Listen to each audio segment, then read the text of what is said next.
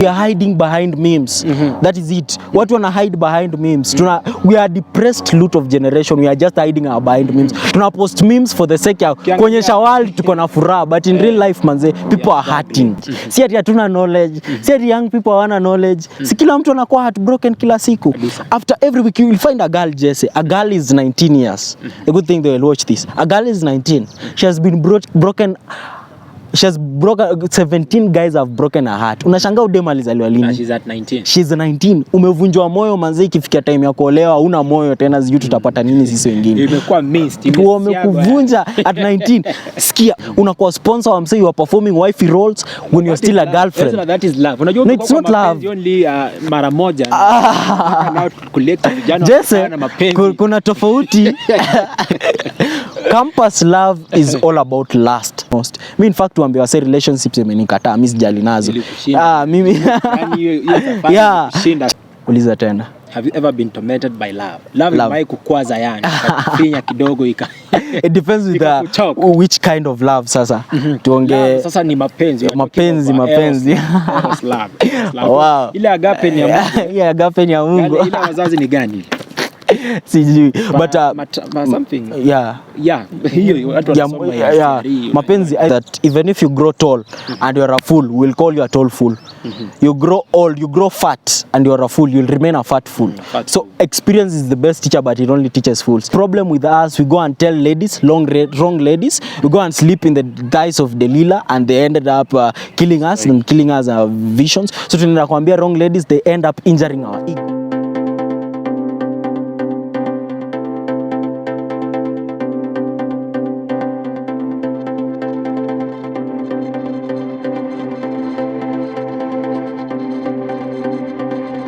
Always good to go. Yo, what's up, my people? It's double BJ, Big Boy Jesse, Pablito Jesse Julius. Welcome back to our YouTube channel. This is the Journey Series segment that is on air. And many thanks for those actually guys who are subscribing to our channel and always giving their reaction in the comment section. It's actually motivates this our journey. And so today we have an author, student, actually who is on our set today, who want to share his journey on what actually he does here in the industry. Would you love to introduce yourself to our fans or introduce yourself? I introduce myself. Yeah, my name is Ezra. Ezra MK. MK. Yeah, MK is an abbreviation MKU. for no MK. You know Makale, MK ni jina mrefu sana. It's Malakwen Kipkoech. Malakai, no? Malakwen. Yeah. Malakwen Kipkoech. Yeah, Malakwen Kipkoech. Ukisema haraka na kafiti. Malakwen Kipkoech. Yeah, why so English name? It's they think ni communal name. Communal name. Yeah, nilipatiwa tu hivyo. Is it originating from the KALENJIN or its origins from the west? From the KALENJIN. The KALENJIN. Yeah, no, the Kipkoech thing is okay. It's okay. Yeah, Malakwen kabisa. In fact ndo I think it's my grandfather's name actually. Your grandfather's name? Yeah. So who is actually, and briefly, who is Kipkoech? Who is I think I'm a 19-year-old. I'm a student at Presbyterian University. I take English literature. Second year. Yeah, I'm a teacher. There are so many teachers who are not actually, they don't love it when being introduced somewhere as teachers. They are not proud of being teachers. That's the same. I take English literature. You need to be given I'm a teacher by professional. Yeah, I'm an English teacher. I'm a student studying English literature. I'm at 2.2 right now. Yeah, I'm an author, a corporate speaker. I do corporate emceeing. Yeah, and also founder and president of an organization called The Generation that we do high school missions with an impact of just mentoring young people. I have around over 150 young people that we mentor at our place. As we don't do the thing of bringing students to the hall, we do one-on-one mentorship. Like we walk with you through this journey. We want to have a personal impact with you as a student. Yeah, The Generation. When did it actually begin? It began last year. Yeah, last year around July. Yeah, actually we do it with friends here in school. Actually my group is mainly from here. How many schools have you visited? We've gone to around, I think we are at currently 21. 21? Yeah, 21. Just here in Kikuyu, Nairobi County, or also back at home? Back at home. And you know what I do with my team members is that we take you as Jesse. You are our team member now. We take you, you go to your place at home. We use you as an instrument to reach your place. So we do, kwenda huko kwenu kabisa. And for us, we don't focus on these big schools, national schools. No, we focus on these interior schools, the small schools. So what was now actually the initiative behind this generation, or the motive behind this generation? Oh wow, our generation, I think, is lacking one thing. We lack mentors. We lack people who we can look up to, because the mentors that we have currently are our politicians, whom their character is becoming. We have mentors in the society. The society portrays the mentors in our society are not the people that we should be. So we end up, many young people end up being different people than they are supposed to be. So ours is going back there.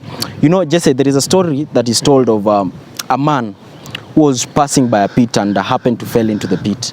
So as he was in the pit, it was a deep pit. So a lawyer passed by and saw the man in the pit and told the man, the moment you come out of this pit, I'll go and sue the company that dug this pit. And then the pastor came, passed by the pit and saw the man in the pit and told the man, the moment you come out of this pit, I'll go and pray for you so that you have a good life after that. And then a man came and went directly into the pit and told the man, walipokuwa huko ndani, there were two of them in the pit. And so this other guy told him, we are two of us in the pit, how are we going? The other one who went into the pit told him that I've once been in this pit and I know the way out. So for us, the motive behind us is going back to those pits, going back to the pits of addiction, going back to the lack of mentorship, because some of us, you know, the good thing about a mentor is that there is no first place that you're the first one to venture into. So we go there to those students, showing them, the good thing is that we relate to those students well. You can see me, I'm young like them, I think tuna relate poor. So the motive behind it, tunaweza ongea, I can show you that this thing that you're going through today, I was there last year and this is how I went out of it. So I think what is behind us and what is pushing us is we want to reach out to young people. We want to touch lives, we want to impact them and have a long-lasting impact. Sile impact na motivation tumechoka na inaisha hapo haraka after that. It's something that should last actually. Yeah, that should last the last time. And so what are the goals of this generation? The generation, we have goals. We use something called STEM. It's science, technology.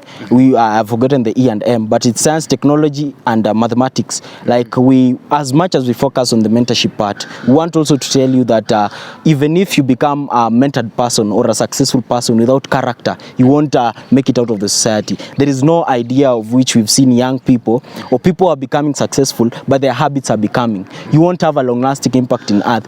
The moment you die, what will you be remembered for? So ours is, apart from class, what else can you do? Because right now there are so many people out here who are not earning from the class thing. They are earning from other things, their talents and gifts. For us, one of our main goals is identifying your talent or identifying your gift. What else can you do apart from learning? Because Jesse, there is something we call the battle for the young people. These ages between 18, 19, 20, 21 to 24, 25. The time ile kitu utafanya ukiwa 21, it will be an impactful. That is why you'll find some people are successful at 25, others will be successful at 40. It depends with when they started. So for us is we want you to start earlier, identify your gift early enough when you're in high school, early enough when you're in campus, and start pursuing it immediately. Just as people are in campus, they're having classes around 4 times a week, then hizo times zingine unafanya nini? We want to nurture that gift in you. The moment you identify it, we come to us, we link you up with the mentors, people that you've met. For example, personally, I think I've met a couple of guys here. I've been to the media stations. I've met some guys here and there. So it has given me an impact, like na kuconnect na wase. Unataka kukua journalist. So wewe, how can you become an impactful journalist? I connect you with one of them. They guide you. Because there are so many guys out here who are willing to help. Wanakosa tu wase wa kusaidia. So that is what we do. We stand there also as a gap. That is one of the things that we do. So your target audience actually are these high school students? Yeah, high school students, the young people. And now what is the lifespan of this generation? Is it something that is going to run maybe for a couple of 5 years and then it is not in existence, or it's actually, what is the lifespan? I think from the word itself, the generation.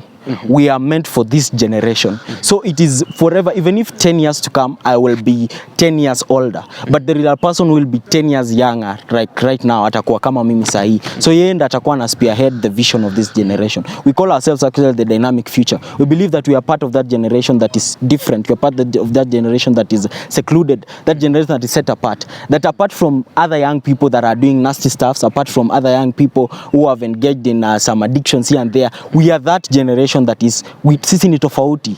So that is the motive behind it. So we'll always be there, and it is a long-lasting thing. It's a long-lasting thing. Yeah. Those who are watching, actually, we are talking about the generation that actually he is the guy. You said you are the president of it, right? Yeah. He's the president of the initiative of generation. Actually, that is after impacting young souls. That is from high school to actually campus. And most of the things that we've been battling as youth as actually misplaced priorities. And actually, that is what they are doing here in with their generation. That is the initiative. It's the generation initiative generation, actually, to impact the lives of the youth. And the theme of our show actually is actually impacting and empowering the youth. And this is part of it that you need to actually stay tuned and watch till the end, so that all these tips you are equipping yourself with them. At times, when I was young, there was this time when I actually lacked a mentor. People, actually, our youth who are over, let's say 18, not 18, let's say it's 13 now, from 18, they need to be, they must have been lucky. Yeah, because right now there are so many people who are coming to mentor themselves, Yeah, sure. When during our days, we had those people. Yeah, sure. We had to learn the hard way. Unaenda the hard way. Unajua vijana wanaweza kuwa wanashangaa pale wana kizungu na mwagika hapa sana, wanashindwa kuelewa. Lakini tunachanganya.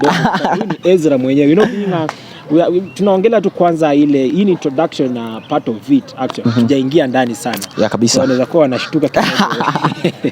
So if actually you are joining us, this is Ezra, who is an author, is a student taking literature English here in Presbyterian University of East Africa. Now, tumemaliza story ya generation sasa. Let's now get into actually author. Yeah. Wow. You're now an author. Yeah, I'm an author. This is my first book. Your first book. Yeah, I released it around January, just the beginning of this year. Yeah, I think I've always had a mind of writing.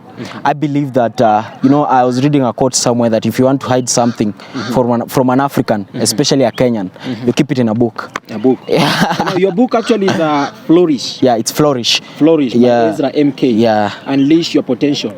Actually, when did you actually realize that you'll become an author, or you are an author, or actually you can become a great author? I think I've been brought up by a family that is Christian. I'm a Christian. So I've been brought up by a father who is a pastor. He's a pastor of Anglican Church of Kenya, back in Tarbo. SEK. Yeah, SEK. I'm also a member of SEK. Yeah, my dad is a lay leader wa SEK. So I've been brought up, nimetembea na yeye sana. He's actually one of the persons like, nilipokuwa class 3, I used to work with him. Before he speaks, he gives me the platform to speak for 2 minutes. That is how I grew. So all through, mimi sitakwambia ati kuna day nili naweza fanya hii kitu ama naweza ongea. It has just been there. What I've been doing is that I've been cultivating it, and it has just been growing. I think in Form 2, I wrote this book in Form 2. Yeah, I wrote it in Form 2. Yeah. So now you began writing this book? Yeah, I wrote it in Form 2. I actually done away with it. By Form 3 nilikuwa nishaiandika. I've written four other books sijazipublish because I've been writing and I still write. So I wrote Flourish in Form 2 actually, and then Form 3 I was given a leadership position in school. I was schooling at St. Joseph's Boys Kitale. So leadership position ikanipatia pia avenue ya kuongea, and pia I was the Christian Union chairperson for 2 years. Gave me the platform to talk and cultivate it. So later on, after Form 4, I wanted to release it, and it has been difficult out here. And I think by July this year, I'm beginning my own publishing firm, whereby we'll be taking young people. Mtu mwenye uko na talent ya kuandika, si genre kai motivational book peke yake. I also write other stories. So ukawa unaandika stories, novel nini. There are young people like me, tulikuwa tumeshaandika lakini hatujui place ya kupeleka. So after Form 4 nimepeleka msee hapa town Nairobi, by the way. Akanikon close to 40k, by the way. Akapotea na do because sikuwa na process ya kupublish kitabu na kila kitu kuendea e-code, ISBN code and everything. So I lacked that mentor. So I was conned. It's just been a journey until this year, in God's time, I think the book was out. We are saying this book actually with the name Flourish. What does it actually mean? Yeah, wow. Flourish. I think it's what motivates the title of Flourish is the cover. While I was writing the book, I did not know that it would be called Flourish. Yeah, nilikuwa naandika tu. Yeah, actually. So the Flourish is these are chains. Kuna chain hapa, then kuna lady. This lady ukiona vizuri ako in black, ako in dark. This she was bound in chains. But right now she's flourishing. Flourishing is actually like blossoming. Ni kublossom like a flower, it flourishes. Ile time it's at that stage ya flower ya kuflourish kabisa. Ile time imefikia unasikia it's prime time. Yeah, so I think it's this lady, it is her prime time. So ana flourish from chains. There is something that has been holding her. There is something that has been limiting her potential. So she's unleashing her potential. You know the meaning of unleash, like a soldier anakuwa ameka hapa. Ku unleash unaitoa haraka. Yeah, so she's unleashing her potential and then ku launch unaitoa. And then here there is light. So she's in dark but there is light at the end. So so I believe that when you read this book, and about the chains breaking, actually you can see actually the top part of it, the chains which are breaking actually. Yeah, it's in a break. So na break forth from the good thing about this book, it caters for both Christian and non-Christian. If you read through it has 5 chapters and it's a small book because I was aiming the young people. That is my mission and impact. It's not to go for the 40 years what. I was aiming the young people. Watu wa sahi hawezi soma. Watu wasomi kitu mse unasoma dakika chache umemaliza, so wase wasomi. Yeah, so what motivated you for such a book? For such a book, a motivational book. What motivated me is I wanted to see a generation of impact. Mimi nataka mse ukisoma hii book ukwe different. Like I don't want you to read this book and remain the same that you are. I want you, when you read this book, you can say that yes, surely it has had a touch. Not all those parts. Like nimeandika different parts with the different perspectives. Like if you read from chapter 1 is about foundations. Chapter 2 is about associations. Chapter 3 is about inspiration, and then thoughts and your heart. So kama hautakuwa you'll not unleash your potential using the foundations that is in chapter 1, then you'll unleash with the last chapter of heart. If you won't unleash with the associations, if you don't have a problem with the associations, you have a problem with the inspirations. So I seek I'm looking at a whole figure of a human being. Nitakutouch wapi.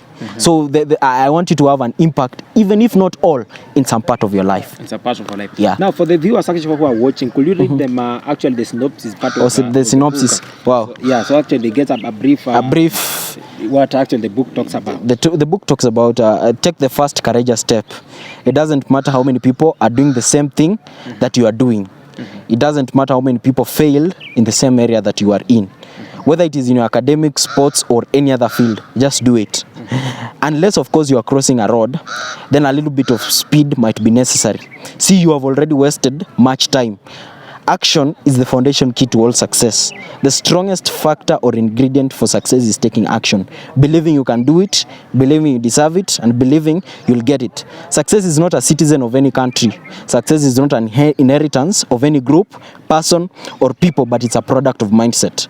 The fear of not taking risk is riskier than failure itself.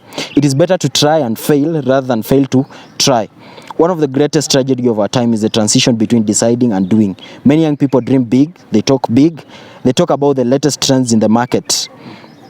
They even understand the latest make of cars, but they forget to move from deciding into doing. Doing gives birth to a process that leads to success. An undecided person is better off than a person who has decided, but than a decided person who is not taking any step towards achieving the big deal. Yeah, so that is basically the book. It's about you taking the step. You know, there is no right time for you to do anything. If you keep waiting for the right time, then you will be waiting forever. Hakuna time ya kufanya kitu. If you find the resources, you won't have time. Ukipata time, hautakuwa na resources. So hakuna perfect time ya kuanza kitu. So the thing about the book is that just take the action. Don't keep waiting to do anything. Kama unataka kuandika, right? If you want to sing, sing. Just use, many young people forget one thing, Jesse, that God has deposited in you some potential. Uko na resource tayari. So what you should do with you right now, kama una resource ya pesa, wewe tafuta resource unaweza tumia. Read books, invest in yourself. The good thing about investing in yourself, hakuna mtu ataiba. Invest in yourself, read books, cultivate it. There is something we call the 10,000 hour rule, whereby if you do something for a straight 10,000 hours, you become a master in it. Hakuna mtu alizaliwa na kitu, watu wana practice huku nje. LeBron James alipractice kucheza bake. Kila msee Victor Wanyama alipractice kucheza futa, Ronaldo alipractice kucheza futa. Hakuzaliwa nayo tu na akaanza kucheza. They do training. So you train yourself right now. Ile time tutakuweka kwa field, ile time utapata opportunity ya kuongea, ile time utapata opportunity ya kuimba, you do it perfectly than watu watakuja kusema who was this that did this. So just take the step. Take the step. Yeah. Actually, the United Synopsis, you've talked about that you might be in an area and thinking of actually there are so many people who have failed in the same area. Wow. But you should not work also to become the fail in the same area. Yeah, sure. You now talking of your life actually. Now we are talking about the journey. It's a journey series of an event, a series of events, and a cycle of events of your life. Is there a point in your life where maybe you are feeling so low or actually you felt like maybe this was the end of it? Yeah, wow, many times. Many times, because we say it's not okay to be, it's okay not to be okay, because nobody can cheat you. If somebody tells you that they are good, they don't have problems, then they are lying to you. That's daylight lying. Every one of us is having problems. But in my journey series, I think of talking, I think many times. Most basically, the height of it all was around last year. I wanted to do this book before my 18th birthday, my 19th birthday. That was last year. But a lot of problems. Nilikwambia kuna time I was conned close to 40,000. I actually would lie in my house for all day. I called some guys, a mentor of mine, and akaniambia weni mjinga. So I was like, yeah, mini mjinga yenyewe. I just gave out the money at low. So I think, yeah, I've had moments that have been low, personally. I've had moments that I never knew who to call, how to do it, or who to tell. And of course, in this life, especially of young people, society imetudemean sana to a point that we cannot express ourselves. We cannot talk about our problems, especially women. Now that we are men, let me talk about it, especially women. People forget that wanaonanga women are emotional creatures, wanaweza expose emotions zao. But we men cannot talk about our emotions lively. When we meet to talk about Chelsea, we talk about football, we talk about girls, and the deal is done. But the moment nitakuja kwa mbogi yangu niwaambie wase mnaona nini, nimekuwa kwa hii problem, wase watanichekea na wataniona less of a man. And then the problem with us, we go and tell ladies, wrong ladies, we go and sleep in the guise of Delilah, and they ended up killing us and killing us visions. So tunaenda kuambia wrong ladies, they end up injuring our ego. So I think, yeah, I've been at that place several times. Yeah, so it happens. And for any person who is in a dark place, I just want to tell them one thing, that kila mtu, everybody is passing through something right now. Nobody. The president is passing through something. The deputy president alali sahi anatafuta campaign, anatafuta do. Kila mtu akona issue sahi. Mtu asikudanganye. If you're not God, then don't expect kuna day utalala bila shida. Every one of us is having a problem. The moment you'll solve the problem of money, kuna shida ingine itatokezea. Utakuwa na shida kwa ndoa. Shida utakuwa ile time una shida kwa ndoa, utakuwa na shida ya do. So the problems are always there, and problems are meant to be faced. There is a proverb in KALENJIN land that says that if you fear darkness, you don't run away from darkness. Now give you us approach darkness. The KALENJIN part of the KALENJIN, I don't know it. Sijui kuongea kale poa, but I listen to it very well. Yeah. So if you fear darkness, approach darkness. Just dive into the darkness. Stop complaining. Every one of us is facing problems. You come announcing your problems out here, people will laugh at you. So just go dive directly into the problem. Face it. Your resilience and persistence will beat any resistance that can come your way. Everyone has actually their ups and downs. Yeah, sure. Have you ever been tormented by love? Yeah, love? Wow. Uliza tena. Have you ever been tormented by love? Love. Kukwaza yani. Finya kidogo ika. It depends with which kind of love sasa. Tuonge. Sasa ni mapenzi. Mapenzi. Eros love. Wow. Ile agape ni ya Mungu. Ile agape ni ya Mungu. Ile wazazi ni gani? Sijui, but something. Yeah. Hiyo watu wanasoma. Yeah. Mapenzi. I think I'm a young person, and obviously lazima tuongee. Acha hata niongee Kiswahili. Hata tusiongee. Miaka ngapi? 19. You are 19. Yeah. You know there is a problem with public speakers. Wanaficha sana. Unapata public speaker kijana amesongesha miaka lakini anafika at some point. I'm only by 19. I'm 19. That's something. Wow, the good thing I walked with my ID, I think you can see it. Your ID. So hata wale sianga. Yeah, I'm 19. I was born in 2002, 9th September. Yeah, so knowledge ndio imeshinda miaka. Yeah, tumesoma kidogo. Unajua, the good one thing I believe is that even if you grow tall and you're a fool, we'll call you a tall fool. You grow old, you grow fat and you're a fool, you'll remain a fat fool.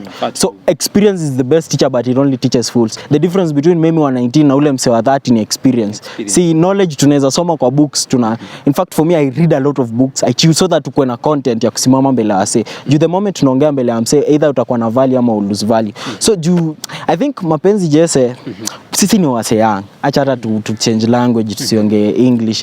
Tunakaa serious. Yeah. I think kuna time, the problem with me, I'll use my personal example. Kuna time nilingia kwa mapenzi wakati sikuwa na knowledge about it. Biblia inasema, the book of Hosea 4:10, that my people perish because of lack of knowledge. Na hapo chini Biblia inasema that it is because my people rejected knowledge. Si ati hatuna knowledge, si ati young people hawana knowledge. Si kila mtu anakuwa heartbroken kila siku. After every week you will find a girl, Jesse. A girl is 19 years.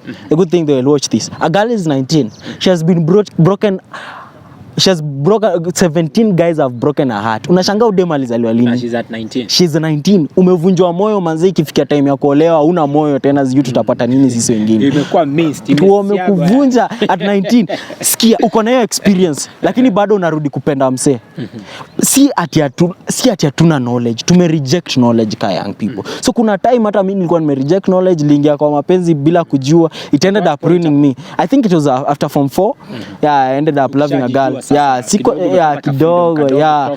Kulikuwa na academy alikuwa anasoma some prestigious school Kenya, manze. Alipata A. Mimi nikawasha B. Shule gani hizo? Alikuwa anasoma Kenya High. Kenya High. Yeah. Also hata watch. Yeah, she's taking engineering right now at some school in Nairobi here. So hiyo time wakati alikuja akapata A, manze, mimi nikapata B. Unajua chenye aliniambia, bro kidogo lens manze. So I think that was my first heartbreak and it ended up being my last one because I don't think I'll ever go into love. The moment you rush into making love, the moment you rush into a relationship, be sure you will crash. And that is the problem with our young people here. I like talking about relationships because si ati juu nime experience relationships most. Me in fact tuambie wase relationships imenikataa, mimi sijali nazo. Mimi yeah, penye tunasema ni tuna experience na tunaona kampo. Tunaona the way guys are being heartbroken day in day out, but they end up going back to the same guys. There are some girls here in campus wanaoshare mse nguo hadi anamlipia half of rent, my sister. Unakuwa sponsor wa mse, you are performing wifey roles when you're still a girlfriend. That is love. Unajua it's not love. Only mara moja. Collect vijana na mapenzi. Kuna tofauti. Campus love is all about lust, si love. And ukweli it's true. Jesse kuna maboy wanakuanga wamekaa kwa keja, amekaa hivi ameonana form, then anakumbuka kuna dem anaitwa Masi, ndo anakoliwa dem Friday jioni. Campus is all about weekend plans, not lifetime plans. Campus is not about boardroom plans, it's about only bedroom commitments. Jamaa tu ni gwiji kwa bedroom, ukiongea naye ana count, msezi kuambia facts, ana future. So that is the problem with what we do with the campus love, and it end up wase wanakuwa heartbroken daily. If I give you my phone and see the number of girls wanakutext usiku wanakuambia manze bro what should I do, msi anakuwa heartbroken hapa hivi, next week unampata kona the same guy. Si hatiana knowledge, it's just ignorance.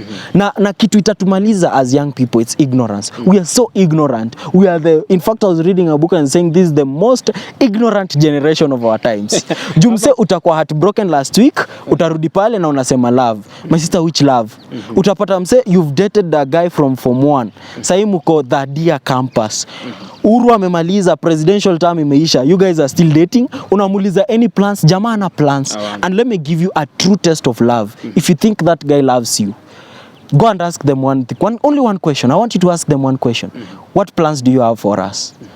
Akikujibu straight without thinking and tell you these are the plans I have for you. That's the guy. But you know, men are at times intelligence. They might just cook something up. They're like, I'm actually planning to own a heaven here on earth. That is actually ladies. Yeah, wow. What ladies Good, you've asked that question, Jesse. Because the problem, ladies are meant like, I'll go biblical. Ladies are meant to receive. It is the nature of women to receive.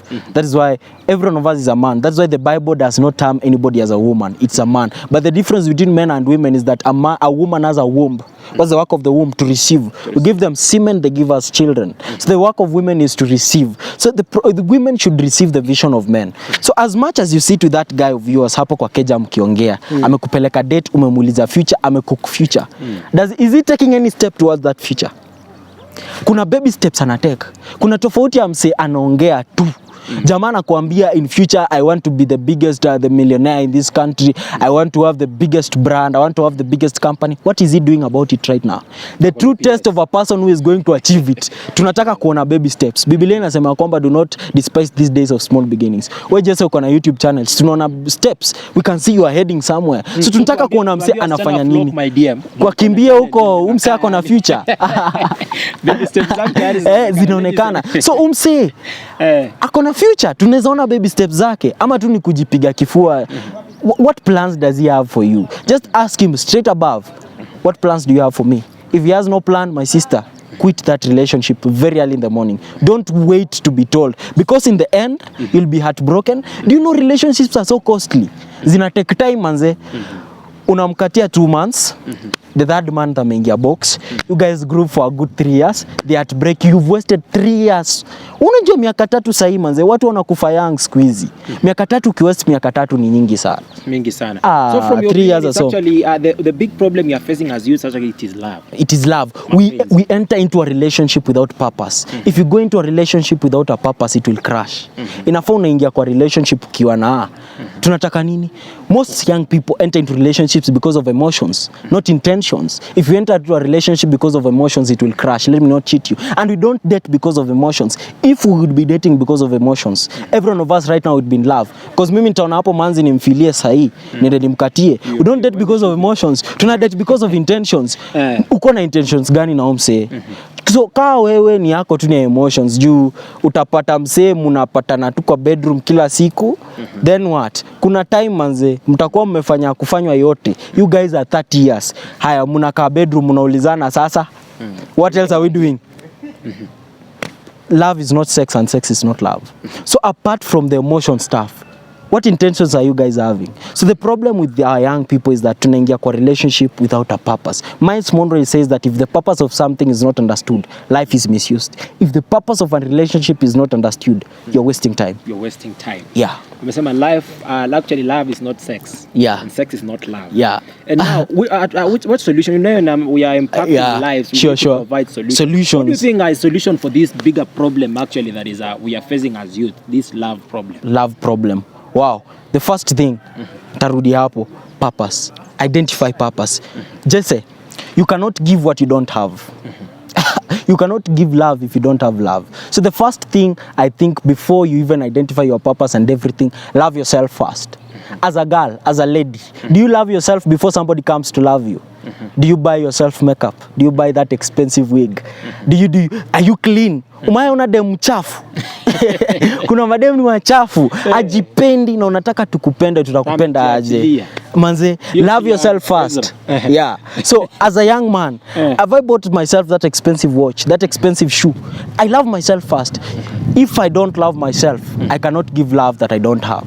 So the first thing ni najipenda kwanza. You establish yourself. Self first. So wewe jipende. Take yourself out, manze. You're the most beautiful creature that God has created. Anybody who is fat than you is too fat. Anybody who is thin ni too thin. Msemo yako na forehead kubwa kukuliko ako na big forehead. Yako iko sawa. Yako iko sawa venye iko. Figa yako iko fiti. So wewe jipende kwanza. Usikue kama wale wanawake wa zamani such that wale wa Biblia wenye before uji-identify ndo msana anakuja kuku-identify. Wewe ji-identify, jipende such that if a man comes to date you, wanakupata uko na standards, wanakupata uko na limits. As a lady comes into your life, wanakupata uko at a significant place in life. So the first thing, love yourself first. Don't enter into a relationship. Don't love anybody kama ujipendi, itakuumiza. Pende mtu kuliko unajipenda. So first of all, love yourself. And then number 2 now, identify the purpose of the relationship. Be intentional in the relationships. Tunataka nini? Si sex peke yake. Sex is not life. There is more to life than sex. There is more to life than kisses, my friend. There is more to life than all these relationships and shenanigans that we are engaging into. There is more to life than heartbreaks. Utakufa bure mapema. And who told you that life is all about making love and everything? There is more to life. We want to create big things in this nation. But the Bible says, I have sent you to the world to go and procreate. And to go and procreate from the love. From love. That is why I've said, if you identify the purpose... You talk more of our boardroom, and the Bible talks more of our bedroom affairs. Just say you cannot establish life from only the point of... even after we creating children and everything else, bado tutawalishia nini? Lazima watu wawili, you know, we say that relationship is not for two people in purpose, it is for relationships are two people in purpose. Wase wawili wenye wako kwa purpose wakijipata kwa relationship. Ndio maana utaona hapa hivi wase wanapigana kila siku kwa rooms, utaona wase wanasumbuana hapa hivi kila siku because wako in purpose, wase wako in purpose. But if you are in purpose of a relationship, everything will floor, utapata mna vibe, utapata kila mtu, we are working towards a specific place. If Manchester United, we are playing against Man City this weekend. Mini Manchester bwana. So Manchester United, we are playing against Man City this weekend. I hope we win. Of course we win. You know Manchester. So if Manchester United is playing against Man City like this Sunday, and we happen by hatuna goal, wametoa goals, tutakuwa tunafanya nini field? Hatuna purpose hapo ndo. Hakuna kitu. The goals up and the win. Goals, tunataka kufunga goals. So wakati Roro anashika boli, wakati Msea anashika boli, tunajua penye anaenda. Wakati Sancho na Bruno na Pogba wako na ball, tunajua ana aim kufunga bao. So that is the same thing with the relationship. When we're in a relationship, we know where we're heading to. Tunajua this is the place we are aiming at. It will be very simple. Nothing can distract you. We don't have this issue of heartbreaks all over. Guys crying up daily. Kuna wase kazi yao, they don't have time for themselves. Unapata tu mse damn, a beautiful girl. She's very beautiful. Her parents have contributed money in the village to send her to campus kusoma. But all day, all week, 24 hours, 7 times a week, she's thinking about relationships. Tuko mapenzi manze. We are losing a whole lot of generation. And we are going to succumb to it if we don't take care. After 4 years, mse anarudi kwa huko Kalela and ushago huko ndani. Upenya alitoka. Location yako nyuma ID. Wewe unarudi kwenu. Mumesauliana hivyo. You've wasted 4 years of your campus life. Yeah. So solution in relationships, number 1, love yourself first. Yeah. Solution number 2, find purpose. Yeah. Entering a love. Tafuta purpose manze. Ni gani kuingia pale? Kwa nini tunapendana? Jitafikia time yenyewe tutaulizana, tumependana, tumefanya kila kitu. So what next? What next? Hatari sana. We're talking about this jungle we are fighting of love crisis amongst the youth. Vijana tunaumia sana juu mapenzi. Unaona siku hizi hata status more people wanasema ati they find happiness in memes. Ukiangalia memes bado ni mapenzi. We are hiding behind memes. That is it. Watu wana hide behind memes. We are depressed lot of generation. We are just hiding behind memes. Tuna post memes for the sake ya kuonyesha world tuko na furaha, but in real life manze, people are hurting, people are struggling. Yeah. So actually that is one thing that is messing the youth. Sure. What actually future perspective about the youth? The youth. I believe that as much as we are encountering all these other things, kuna wase ambao tuko tuna pursue the right things. Kama wewe uko na pursue the right thing, unafanya the right thing. Mimi niko nafanya the right thing. There are a couple of many other guys out there who are doing the right thing. So I think there are so many guys wenye wako na revelation ya kufanya the right things. So we are not losing any generation. In a scale of 1 to 10, I would give our generation a scale of 7. We are good to go. We are saving our generation, and the good thing, we have got technology. Guys are intelligent out here. Guys are innovative. So my perspective about the future of our young people, saini tunaweza achieve na tunaweza make it. As much as parents na society metutag, society inataka kutuwekea standards of success. They want to say that that ili kuwe successful ni kuwa na gari, ili kuwe successful ni kuwa engineer, ukuwe daktari, but there are some other guys who are making it out of talent na wamekuwa successful. So our young people out there, we are setting standards for ourselves. Mimi sasa naona ile day nitakuwa, maybe nitafikisha some helm in leadership, nitakuwa nimekuwa successful. So kuna watu tuna push the right things in life, and we have our own definements of success. So I believe that we are heading in the right direction, apart from the few of us. And ili to save wale few, ni sisi wenye we are doing the right thing, to keep doing that right thing. The good thing about you pursuing the purpose. Unajua nilikuwa naona hii mwaka ikianza kila mtu alikuwa na cut off wase. I was cut off from a couple of guys. In fact, I was cut off. Manze juzi nimekuwa nikikana best yangu hapo hivi. Naona status ya wase kadhaa. I'm like, kwani wase bado wana post? Kuona kumbe I was blocked, kumbe I was cut off. I'm a victim of being cut off. Actually, we don't say we should not cut off people. We just pursue the right thing. Like for me, I'm pursuing the right thing. If you cannot fit into what I'm going for, uta fall off. Hatutakuwa na story ya kupiga na wewe. So we that are doing the right thing, let's keep doing the right thing. People will fall off, wale wana join, tutafanya the right thing, and we are going to have a big generation. And the good thing about life is that sacrifice is mandatory. If you sacrifice for something, it will going to pay off in life. Principles are things that can never be changed, and one principle of life is, if you sacrifice, it will pay off. Just say you cannot compare a guy at a campus and a struggle doing coupling and juggling at a lot of businesses. Mse anajikaza kuandika books, mse anajikaza kuimba, mse ana perfectisha talent yake na skills sahi, na ule ule mse amelala tu anakaa tu weekend zake tu ako bash na mapombe. After 4 years you can't compare the two people. Nobody should cheat you and no school can teach you that. It's a principle of life. Sacrifice will pay off. So you keep sacrificing, do the right thing, it will pay off at last. Sacrifice will pay off.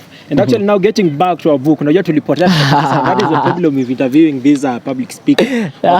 Mingi sana paka you do less of talking and more of hearing. Now talking of this book actually, how much does it cost? It cost 400 shillings. Yeah, nilieka 400 shillings. But Bay a comrade. But pia I have not focused much more. I'm not into the money thing so much because kan ningekuwa na niliandika book ya dose ingekuwa 800 because kuandika book ni ngumu, tunajikaza juu utaandika content, lazima uende verify content ni yako, wakupatia SBN ni do peke yake, design and editing ni pesa nyingi sana. So if we are into the money, tungeka ikuwe tenga hata labda. But because I'm not into the money thing, you can come, we talk, because I want you to flourish. I want you to unleash your potential and identify what you want to do as early as now. Also want to and listen go for to it. Someone gave a speech somewhere and saying like, I read a book of Flourish. It impacted my life. That will be the joy for me. Yeah, sure. So how long did it take you to publish this? See, kutoka form 2. Because I wrote it in form 2. I've been juggling a lot. Publishers in there. I actually went to 11 publishers. I went to another one here in town, akaniambia nimunaretie book, nikamnaretia hadi mwisho bana. Mdomo yangu ikanuka clutch. Akakataa bado kupublish. Unajua the problem with we young people, hatuna do. If you talk to any other young person, any other talented young guy out there, hatuna pesa. And in our society today, kuna kitu tunaita circle of influence. For every influential place in our society today, there are some people who are manning that area. For example, let me give an example. If you look at media, kuna two media stations zina man area media, like Royal Media. Zina man area media. Look at politicians, Ruto, Raila. They are manning that area. Anza na Raila Ruto.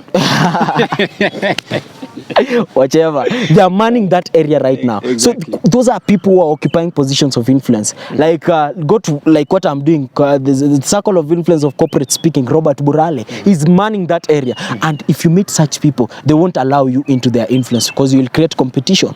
So that is the problem. Watu watakuwa wanakukanyagia chini huku hivi tu. So we young people, that is the problem we are facing. Because kuna watu wako na potential ya kutu elevate tufike huko juu, but hawezi tu elevate, hawezi tupatia resources because wanaona tuta create competition, tunakosa challenge za kufika. So one problem that I encountered ni hiyo ya kukosa msee wa kukuambia resources kwanza, especially money. You know, you might beat around the bush. Kama uko na wimbo ya kuimba, what next? Si tunataka dondo tu nini? Money is everything. You know, I was hearing some guys that were telling me that you know what, Ezra, money cannot solve problems, money cannot create happiness. Yeah, money cannot buy happiness. Then what can poverty buy? Poverty can't buy anything as well. So money is good. Nobody should cheat you. Although the Bible says that money is evil, it is not money that is evil. It says that it's the root of the love of money. Kupenda do sana, do ni dhambi. Si do? Do si dhambi. So wait, after do, money is not everything, but money is the only thing. Is the only thing. Manze, kuwa na do ni fiti. Money does not buy happiness, but it creates happiness in a way. Hawezi compare tajiri ako na do, ako na problem na anaenda kulala kwa mattress iko na inches 6, na maskini mwenye ako na the same problem na anaenda kulala kwa mbao huko. So actually pesa ambazo zimepublish kitabu zipata wapi? I think sini normal. Manze, kila mtu anapata help. I want to be very genuine today. Actually sijauliza swali jimbon. I've been to a couple of media stations advocating for the book, but sijauliza penye nilitoa do. Wow. I think ni help. I saved for my help twice. Yeah, and I had a couple of savings kiasi. The first time I was conned, actually, nilikuwa nimetoa do kwa paro. So hata hajaijua. Hajaimwambia. Akiwochi kitu ndo sahi ataona la. Kumbe kijana. Lakini ni better akisikia zilikuwa kondo. The good thing is it gives me a story. Manze inakupatia story pia kusema. So unaona na market book nayo story sahi. I'm using everything to my advantage. So the good thing is it gave me a niliona next time stand I go through the same problem. And the good thing is that kuna mse mwingine akanaandika book, like I have a couple of around 4 young people in this school, wani mafresha wote. Yeah, they are 1.2 I think so. Yeah, taking different courses. We are working with them. We want to release their books. Nataka kupiga book launch, nataka kufanya na book launch. Wako wanaandika books. We are in a journey of publishing the book for them. So na watengeneza njia. So kama singe experience hiyo problem, hawa sio wange experience the same problems. So you actually unataka usaidia vijana pia manze, ni writers na wangependa pia vitabu zao kabisa manze, zitoke wasipitie the problems in wakuchukue cond cause mimi najua njia. It's only a fool who sees anaona shimo hapo mbele and walks directly into the it's only a fool who approaches the fire to get burned. And that is the problem with the young people. Tunaona moto iko mbele na tunaenda. So mimi moto najua iko mbele. So the good thing is that nimeandika book na kuambia wewe mse tusiende hivi, tuende hivi. That's the good thing. The journey is becoming simple. Up to now in this actually. Wow. Look up to 3 people. And one of them is Robert Burale. I've met Robert Burale. Physically we've met, we've talked. He inspires me a lot. Ujaona hairstyle ni yake. Naona hata kama nikuulize tukimaliza. Lakini nimekuwa sana wana nini hii ni yake. So Robert Burale is my main mentor, and then number 2 is a guy that anaitwa Alan Lawrence, is a relationship coach, an author also, a media guy, he's a trainer, fashion guru. Anaitwa Alan Lawrence, he's also one of my mentors. We talk a lot, and one came the other day to school, Benihin wa Lubengo. That is when it comes to speech and matters talking. Ndana ni trainer speech. Unajua the good things hii ni kukua mwakili. Ukiona msee anafanya kitu, enda jialign na yeye cause atakusaidia. Cause mimi nitaenda kwa Robert Burale nione venye anafanya kitu, nifanye the same way. You know watu wanasema huku nje that poverty sijui na kuwa tied na kanisa. Poverty is not being holy or something. It's just that Christians wamekataa kufanya vitu the rich do. If you do what the rich do, you'll be rich. You do what the poor do, you'll be poor. It's not a church affair. Because kuna watu wako huku nje hawaendi church na ni wadosi. So the process matters a lot. The process matters a lot. So weenda submit and wase wakuguide, wakumenta, utakuwa successful. Yeah. So you actually hujui Ngugi wa Thiong'o ama ni wewe? No, mimi umtambui wewe. Si mtambui lakini si pia tutakutana. Is a great author. Yeah, wow. Na nimesoma vitabu zake high school a lot. So tutakutana in God's time I believe. He'll just make things meet. Tutakutana na wase tu because kwa life kila place itafikia tu place watu watajialign tu na wewe. Utajipata unakutana na msee ulikuwa utakutana na yeye sana. Kuna wase, the problem with the young people, one day I went with a friend of mine to meet a great person in this country. Na tukapatiwa meeting ya 5 minutes. So mimi nikamwambia chenye nataka in life. Na ule msee mwingine akasema anataka picha. Anataka picha. Unaenda unakutana na msee mkubwa, unakutana na great politician. Badala umwambie wewe hii ndo nataka, unamwambia unataka picha, anakupiga picha alafu utatupostia picha, utatutesa, then utalala njaa. So actually inafuu anaona vitu zako zote ziko aimed at purpose. So nikikutana na msee namwambia hii ndo nataka. Like right now I'm approaching the county government of Uasin Gishu. We want to do a big event. It will be called the Flourish Conference for young people December. So I'm working with them, na kutana nao naambia hii ndo mimi nataka. And watatusaidia. Pesa iko huku nje. Ni sisi wa kujiexpress na tuko manze. Jason nilikuwa nafikiria if one day uko unashuka kwa lift, then unaingia kwa lift, the first person that you meet, ningesema DP, acha niseme Raila. The first person you meet maybe is Raila Odinga or the deputy president. Lift inashukanga in a span of about 1 minute 30 seconds. Kitambo lift ifike chini, utakuwa umemwambia nini chenye akitoka hapo atakukumbuka. Vijana atenda picha, selfie. Hapana manze. Unafaa tuko na kitu long lasting. Yeah, sure. So ni ile pia ukue na nini actually upange motives zako. Yeah, sure kabisa. So kuna kitu ambacho unatupangia tena ama ni a lot manze. Other books actually. A lot manze. I've written a second book. It's called Naked, Him and Her. It's a relationship book. Naked. Hiyo iko title yani hiyo kitabu nitanunua. Naked manze. Hiyo kitabu ni yenyu bwana. Nataka kupiga launch March actually ikielekea kuisha. Next April ikianza tu tuseme hivyo. Nataka kupiga launch nyingine kubwa ya Naked, Him and Her. It's a book I'm writing a story in form of a motivational a relationship coaching. Like na entertain campus love. I'm just booking about a campus couple. So ni actually campus students. Hiyo na Mr. kudanganya, hiyo ni ya campus. Hiyo book nataka msisome na msikwe na heartbreak tena. Ukishasoma Naked sitaki kuwe na heartbreak. Yani unaona maana Naked ni walikuwa wanasema kwa Kiswahili mficha uchi azai. So naked mimi nakuwekea vitu venye iko. Yani umeziachilia. Tunataka venye iko manze. Hatutaki kudanganya. Wadogo some kitabu kabisa. So actually, how is your creative process like? My creative process like? One thing I do every day, I wake up around 4 in the morning.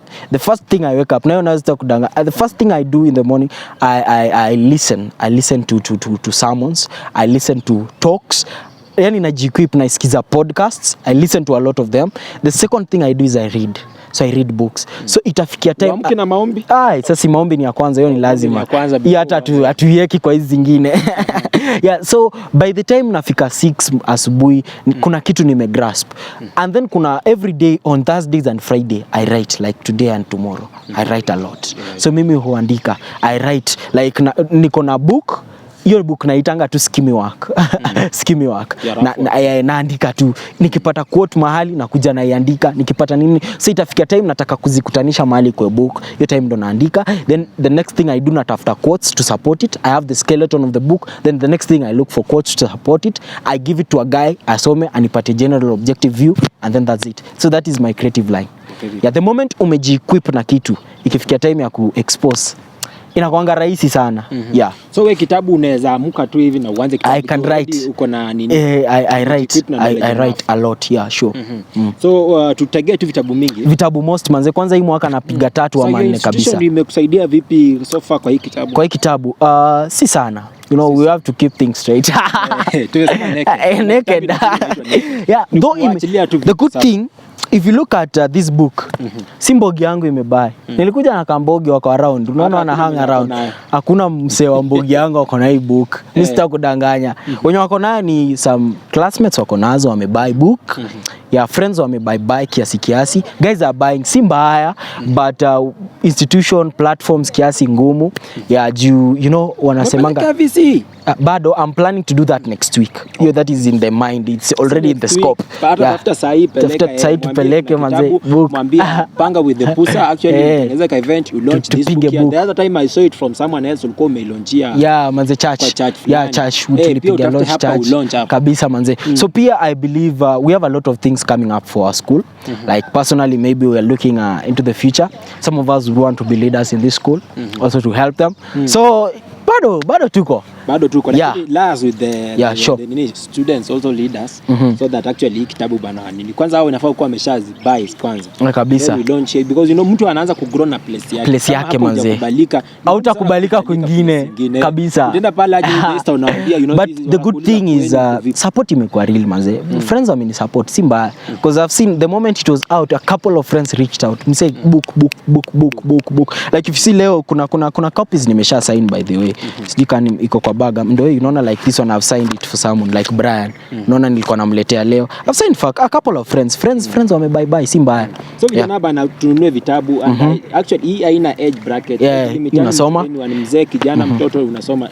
Kizungu imetumika hapa ni ya UK ama ni ni rahisi. Kizungu tu rahisi. Mix. The good thing about the book, you can see it's 50 pages. This one you read for 1 hour umemaliza and you're equipped. Also you can also check in nini yake font yake iko sawa. Rahisi. Hapo bali mtu akona shida bado anasomea. So mtu ambaye anataka kutafuta hii kitabu anaweza pata. Yeah, they can reach out to me Facebook Ezra MK. Huko ndo niko sana. Yeah, Ezra MK huko ndo tutatoana. Na namba simu number Instagram, we can put here my number, like Facebook, Instagram, Twitter, all of them is Ezra MK. Number simu ni 0707 908 800. That's my WhatsApp, 0707 908 800. His number itakuwa inapita hapo. You wanna try to reach out to him WhatsApp ufike hii kitabu. It's only at 400 shillings. 400 shillings upate kitabu, you read out. There is a lot of content in here that actually can impact your life. And so actually as we wrap up our show, what do you have for our viewers? And your fans as well, na wenye tayari wenye wanapanga kununua kitabu, and your friends, your enemies, wale cut off. Tukimalizia. Wow. First of all, I want to thank God, because for me I think my journey has been real manze. Journey yangu imekuwa real. Mimi nimeanza kwa scratch. Hakuna place nitakwambia kuna mtu alinipatia do nikafanya chenye nafanya. I'm just a small guy serving a big God, and I have a big vision. One thing I want to do is I want to impact, guys. I want to see a change in the lives of young people. Nataka kuona change kwa life. Nataka ile day nitakufa wase wa scramble microphone waseme umse alitusaidie nawe. Sitaki kukufa na mnisahau hivyo manzi. Nataka day nitakufa watu wakimbilie mic waseme umse alini impact. So ile day mtakufa nataka mnikumbuke. So I want to be a person of impact. Sitaki kwenda kwa grave nikiwa na content yote, sitaki kwenda kwa grave nikiwa na knowledge yote. I want to die empty and release my potential kwa dunia and right now for young people. So the good thing, what you should expect from me is big things. Expect around 4-3 books this year, and also we are doing mentorship programs all around, one-on-one. So if you have any problem, a relationship problem, I walk with you this journey.